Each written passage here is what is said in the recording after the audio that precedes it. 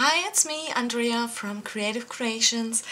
I mentioned my Midori art journal, and I already told you how absolutely I'm in love with my Midori, and to use it as my to-go sketchbook and art journal and smash book. And I thought I'd give you a little sneak peek into this, and then we will create a page in my art journal together. So actually I'm using the two of them as art journals. I have one DIN A5 sized one, which I mostly use for, you know, like real mixed media. So the projects where I'm really using a lot of texture, a lot of like acrylic paints and texture paste and stuff. So those pages are really heavy and stiff, and I'm doing those pieces in this one. This one I usually fill up. I'm sorry. This one I usually fill up when I'm on my desk working, so I'm not using this on the go, because again, like as you can see, I'm using lots of stuff in here, so I need all my stems and stencils and embellishments and colors and acrylic paints and inks and whatnot to create in here. So that's why this one kind of stays on my art table, and I'm filling that up in my studio only. And this is my truly, madly, deeply loved Midori, which I'm kind of, you know, really taking with me anywhere I go. And I already love this, you know, this leather it is bound in. And if you're not familiar with a Midori, actually it's just a just a piece of leather with a little rubber band coming through the back, which you use to keep it closed, especially if it's really stuffed. That will hold everything in place. And the system behind the Midori actually is that there is another rubber band here through the center, and with those rubber bands you kind of add in the different booklets, so they're kind of all connected to each other with this rubber band, and you can super easily just take those little booklets out. You know, once they're filled up, you can just archive them and add a new one. So that's super convenient, and you can really stuff it because there's nothing more beautiful than a really chubby, stuffed, well-stuffed planner or traveler's notebook. So first I have like a little pouch here, a little zipper pocket, where I just store some random embellishments or ephemera, so stuff that I like to use in my artwork, in my collages, like some cutouts from envelopes and stamps, so everything that I might want to use gets tucked in here. And then I have 3 different booklets in here. This is the first one, the second one, and the third one. And in the back I have my color palette. So the first one kind of is a journal, 365 days of lists, where I'm kind of doing some list keeping just for fun, to kind of write down things and just decorate and collage. And so this is just fun, just playing. So this is first booklet in here. The second one, we'll get to that. And the third one is just a normal journal where I do a lot of just really journaling, writing, so like keeping a diary. So this is a more personal one. And the second one is the one we will use now, because this is my sketchbook or art journal or whatever you want to call it, where I'm doing lots of sketches and like those everyday like art journal entries. And I mentioned that already, that I'm going a little more personal with my art journaling lately, because before it was kind of all about just about the art, and now it kind of turned into, well, I still do still do artwork just for art's sake, but it has so much more meaning if you really like try to incorporate your thoughts and your feelings and your memories that you want to keep. So I really learned that over the past month, and I really love and enjoy doing this, just kind of art journaling in combination with like journaling, diary keeping and sketchbook, and so everything that you kind of want to remember goes in here, along with some sketches. And sometimes, some days it's just a lot of journaling and very little or very few sketches. Some days it's just mainly focused on the sketches, if I have an idea, if I want to sketch or draw something. So it all depends. Like this, for example, we had some sushi, and I've been doing some pocket letters, which is super fun, and I just kind of journaled a little bit about my day. And another one, like I got some beautiful tulips, and the weather was really bad that day, and I was all the way tired, maybe because I'm kind of up till 4 or 5 a.m. Should really change that. But creative people, like we're working at night. I don't know. I know a lot of creative people who love to work at night. I don't know. I'm a night owl. I'm not a morning person. So yeah, and that's what I kind of keep in my journal, along with some sketches. And then like there's this page I made for St. Patrick's Day, and this like is a little more focused on the artwork or on the girl, and not so much about journaling your day or writing about your day. I just kind of actually wrote that I was enjoying watching the St. Patrick's Day parade on the internet, on a live stream, and that I wish that I would be there. So there's not much information on this page, for example, but it just kind of reminds me of that day on St. Patrick's Day. And then there's, for example, this page, which I just did, and which will kind of follow in this video. And it just kind of is, I wanted to keep the memory that we went to the flea market, because I've been thinking about going to the flea market all day in the last days. So, I just journaled that we went to the flea market in Berlin, and that I found a lovely vintage camera for €3 and some old books and a bunch of old beautiful letters from 1941 to 1948.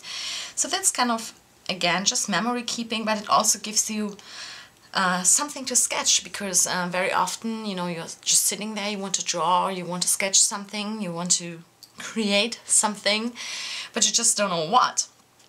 So your everyday life gives you so much inspiration on what to create, or what to paint, or to draw, or to sketch. So I absolutely enjoy that, and especially if you're like flipping through the pages, it just holds so much more than just the art, because it's your memories that go into those pages. So that's super lovely. So what I do when I'm using this on the go, or even at home, I have my little Peerless watercolor palette, which I created. It's tucked to the back with this rubber band, and I can just easily take that out. If I want to use it like that, and I just created this palette just out of plain cardstock, and I adhered some transparency sheets in between, and this way it's just super lovely to use it with some water brushes on the go. And you actually just need a pencil and a water brush and this palette, and you're good to go to sketch or to draw and to journal everywhere. So I love that. And actually on this page, and that's all I used. I just used like my pencil, and I always use like my black Pit Artist pen, which I always use for like the outlining and the sketching and the cross-hatching and the writing and stuff. Yeah, and when I'm working on my art table, like with this one, I also love to use my Faber-Castell gelatos and some distress stains. Yeah, that's actually it. My white Sharpie paint marker, which I super love, and had this Pit Artist big brush pen. And that's actually it. That's all I used for this page, I think. My new color too, the salmon, which is kind of the skin color that I love to use. Yeah, that's all I used. And now I will just go into fast forward mode. I will show you the process of creating this page, and I will just jump in with a little voiceover every now and then, whenever I want to, you know, tell you something, what I'm doing. So I hope you will enjoy this video, and I really hope it inspires you to maybe get a little more personal with your art journaling as well. Maybe you're already doing it.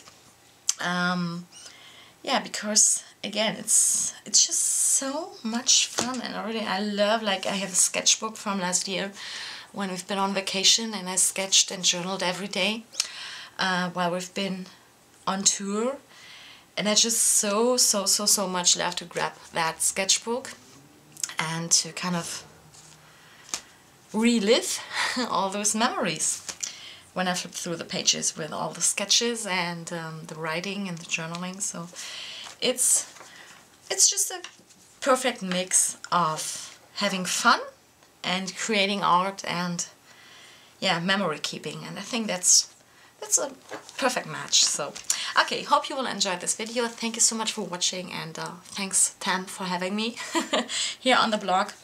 Super happy about that, so enjoy. So usually I start my art journal pages in my Midori by thinking about what I want to journal about. So what that day was about, any specific events or what we did that day, where we went that day. And then I'm thinking what kind of sketches I want to add to illustrate the journaling. And once I'm kind of clear about in which direction this will go, I just grab a pencil and I start sketching out my images, and I'm always kind of making sure that I leave enough room, enough blank space to be able to add some journaling later. And I'm just doing a rough, a very stylized, very simplistic sketch with my pencil, because I know, you know, the way I work, and I usually always kind of follow those steps. I start by sketching out my images with just a few pencil lines, then I block in some color, and then I know that I will go back in with my black pen to give it more depth, to do more detailed line work. That's why my first pencil sketch is very limited in detail.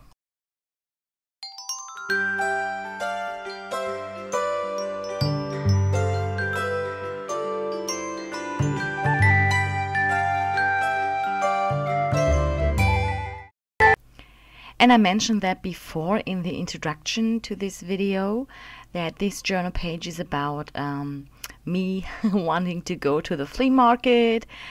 So thinking a lot about going to the flea market, what I want to find, and yeah, then finally what kind of cute, fun treasures I was able to hunt down at the flea market. So that's why I came up with this layout of the girl, aka me, or whoever, thinking about a flea market with those, you know, thinking bubbles. And I'm just sketching out the stuff I bought at the flea market, like this vintage camera and a pile of vintage books and some vintage stationery and letters. That's what I'm sketching into those bubbles to kind of keep track of what I was able to get that day on the flea market. And if you're sketching on a more regular base, you will learn and you will be able to kind of sketch images or illustrations just from your mind. But in the beginning, that's pretty difficult. I know that from, when I started out, I always kind of needed a reference image.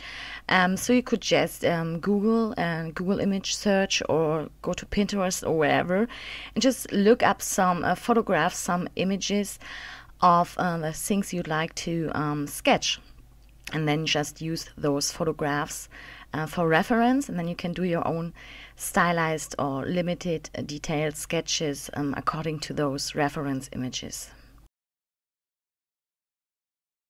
So next I'm starting to block in some color, and I'm using some watercolor. This is the Neo Color 2 watercolor or water soluble crayon in the color Salmon, which is kind of my go-to color for skin color, or for the base skin color, before I go in with some other colors for shading. And since I'm working in an original Midori Traveler's Notebook book, so this is there are different qualities, paper qualities available, and this already is the watercolor paper, but it's not a super high quality watercolor paper. So the possibilities on working with watercolor on top of this paper are very, very limited. As you can see, I'm just going in there with a wet brush, and already with the first layer, the paper kind of starts to really soak up the water and to kind of wrinkle slightly. So working on this paper kind of helps me to keep it basic and keep it limited, because usually I'm kind of an overworker. I tend to overwork, and I'm going on and on and on and adding more layers and more layers and more shading and more shading. And this paper kind of really helps me to just keep it simple, and this is supposed to be like a quick, simple sketch, so not a super, super detailed work of art. Because, again, if you're journaling on a daily base, you really want to keep it rather simple, so you don't want to spend like 3 or 4 hours on a piece of work. And this paper kind of helps me to keep it simple, because I know if I'm overworking on this paper, it just will look like, not good. So, but I still like this paper because it's not as heavy as really heavyweight watercolor paper. I also made my own booklets out of watercolor paper in the past, and I really love to use them as well. And I have them in my DNA 5-sized Midori, which I showed you in the beginning of the video. But in this one, I rather would like to have more pages available, so they are less thick. But I can handle that. I can live with that, and I kind of like the feeling of the paper when it's kind of really soaked up with water and slightly crinkly, and it kind of has a worn look, a used look, which I kind of really learned to like, and that's why I'm kind of sticking with this paper and really love to work with it. In the beginning, it was really bothering me that it was kind of wrinkling and crinkling, and and that you couldn't really layer the watercolor to your liking. But I learned to live with it, I learned to work with it, and right now I'm absolutely loving it. And as you can see, I'm keep on adding a little bit of shading here. Again, not much shading possible on that paper, and you can't really blend the colors nicely, or not as nicely as I would want them to blend, or as nicely as they would blend on heavyweight or good quality watercolor paper. But still, I like to use a little bit of a purple or a blue, depending on the light situation that I want to create, and I'm kind of adding this blue or purple to the shadow areas to give it a little more dimension, a little more depth, and to add a little bit of shadow to, like the girl where the hair is kind of casting a drop shadow, or that the face kind of just looks a little bit more dimensional and round. So I'm kind of added a little bit of shadow underneath the chin and where the nose is casting the shadow. And next I'm using my Faber-Castell Gelato to add some rosy cheeks. I love rosy cheeks. And this is kind of my go-to color for rosy cheeks. I really love, love, love, love, love this color. And it is the Metallic Melon. And it's super, super lovely for creating rosy cheeks because it's just a really nice pink tone. And it also has a nice light shimmer to it, like all of the metallic gelatos have. So yeah, I'm adding a tiny bit of it. I'm kind of all for repetition of color. And if I'm using a color in one place in my piece of art or in my art journal page, I kind of like to repeat that color in another place because it kind of brings it all a little more together. Like the green, I'm using the green for the eyes. And as you can see, I'm also adding the green to some of the shadow areas just to kind of bring it all a little more together. And you will see me go back and forth between different colors. So this is kind of a mix. I'm using the Peerless watercolors and I'm also using the gelato sticks, the Faber-Castell gelato sticks. And you can also use them to, you know, take the color right off the tip of the gelato crayon stick. And I'm also using the distress stains, Tim Holtz distress stains, which are also water-based, so they kind of all work very well together.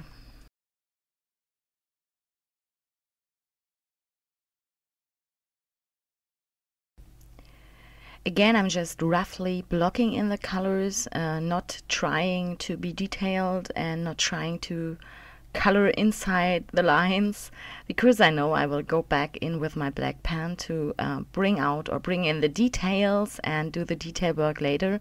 So this is really just roughly blocking in the color.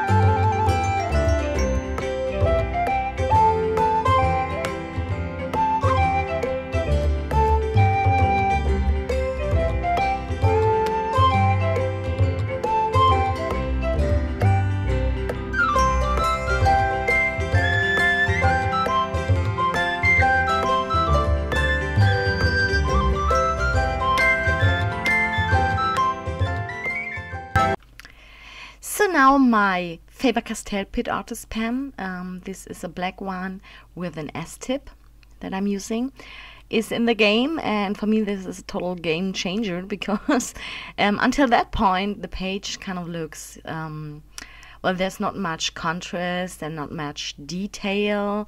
So right now the page is, well, not really appealing to the eye, so there's no like wow. But once I go in with my outlining, I can really love that, because this kind of brings the whole picture, the whole scene, the whole illustration to life, because it kind of adds dimension, it adds depth, it adds contrast. And I also love to use a lot of cross hatching.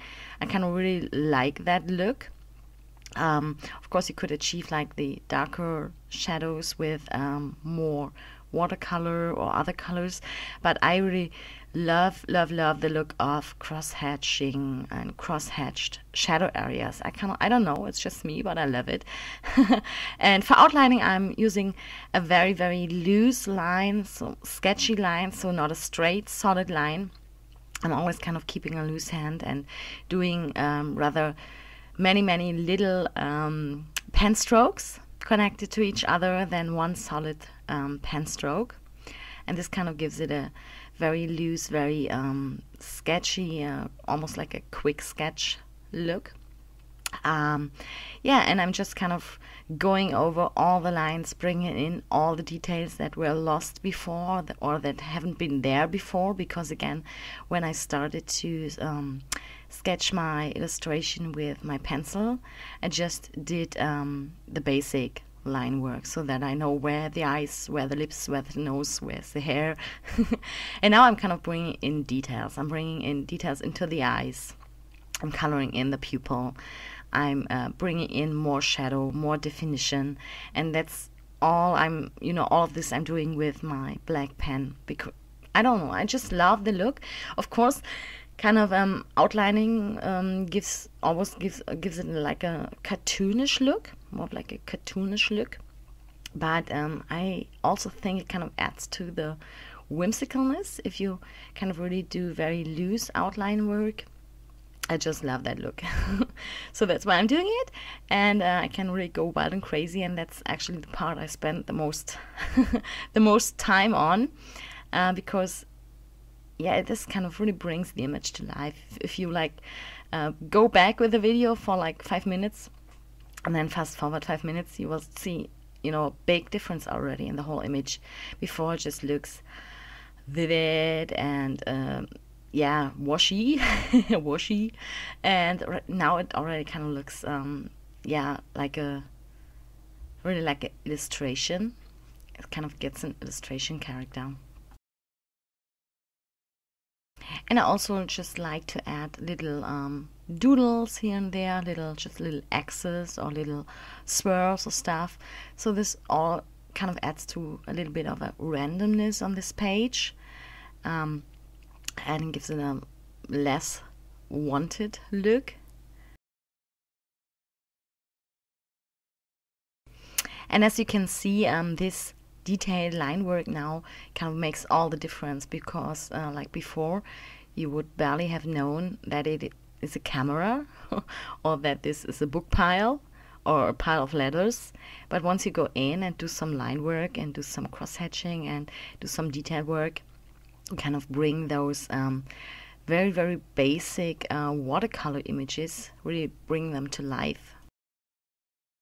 And if you do cross-hatching, always keep in mind to kind of follow the shape of the object that you're trying to add shadow to with the cross-hatching.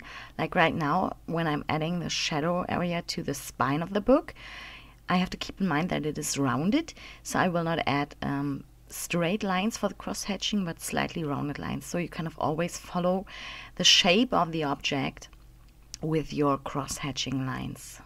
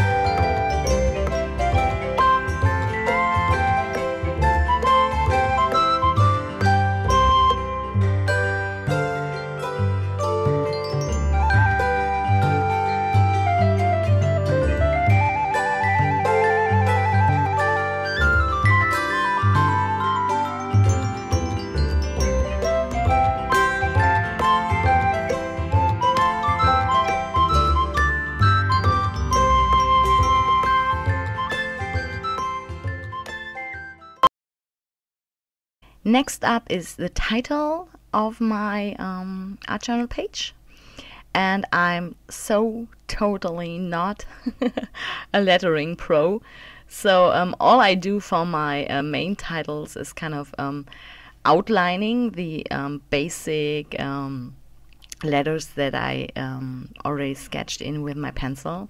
So I always kind of just write the word with a pencil, and then I go around the pencil line with my pen to kind of give it a thicker look, so that it's kind of more obvious in the foreground for the title of the page. And that's actually all I'm doing. And then I'm adding some random fun, cute little doodles or polka dots or lines or whatever to kind of make it a little more fun and whimsical. So that's all I can tell you about the title, about the lettering, because again, there are so great lettering artists out there which do amazing work, but lettering just kind of isn't my thing. I don't know. I'm just happy in the end, you know, if it looks kind of okay. And yeah, then I'm just going in and I'm adding my journaling. And in my mind, I've already kind of set up where I want the journaling to go. I kept that in mind the whole time, you know, when I started to sketch out my image and when I laid down the colors, I always kept in mind where I want my journaling to go. So I just added the date to the top of the page. I always date my pages, so when I go back and I flip through the pages, that I know which page I created on which day. So kind of like in a diary. And then I'm just adding my journaling for that day.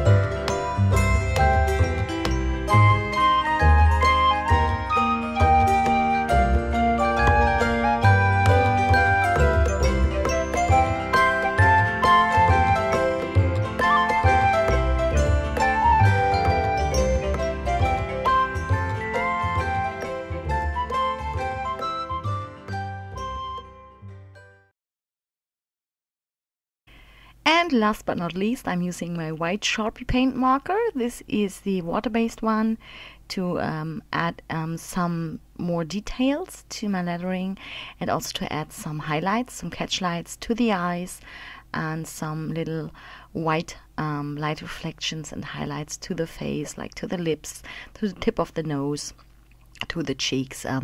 So this kind of always adds a little bit of extra, you know, especially with the eyes. I think they kind of look rather dull and, well, dead, as long as there's no catch light in there. But as soon as you put in some white catch lights, you know, the eyes really come to life.